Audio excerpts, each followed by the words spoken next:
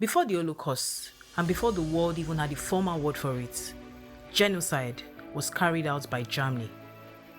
This is a forgotten chapter of history that began in the deserts of Namibia and tragically set a deadly precedent for mass atrocities in the 20th century. In 1884, European powers met at the Berlin Conference to carve up Africa. For the emerging German Empire, this meant acquiring Southwest Africa, what we know today as Namibia. This territory was already home to established indigenous communities, most notably the Herero and the Nama, who relied on traditions of trade and shared communal land. German interests were brutally simple: economic.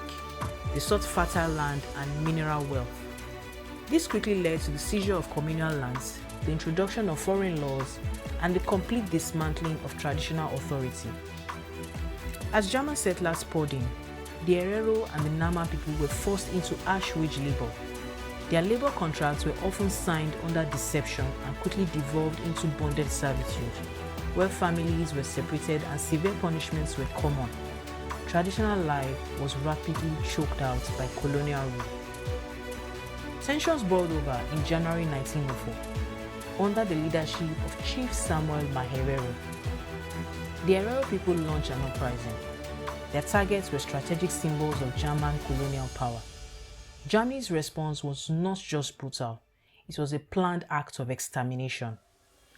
General Lothar von Trotha was dispatched with overwhelming force. On October 2, 1904, he issued a chilling written order. The Herero people must leave the country. Any Herero found within German borders will be shot. This was a clear policy of genocide. Over the following months, Herero families were systematically driven into the unforgiving Omaheke deserts. German patrols poisoned water wells and blocked all escape routes. Thousands died from agonizing dehydration and starvation. For most of the 20th century, Germany largely ignored these atrocities. The descendants of the Herero and Nama tirelessly pressed for recognition and reparations for the profound trauma and loss of land they suffered. Finally, in 2004, Germany made a formal symbolic recognition that the atrocities constituted genocide. More recently, in 2021, the German government pledged $1.3 billion in development aid to Namibia, though they chose not to formally classify the funds as reparations.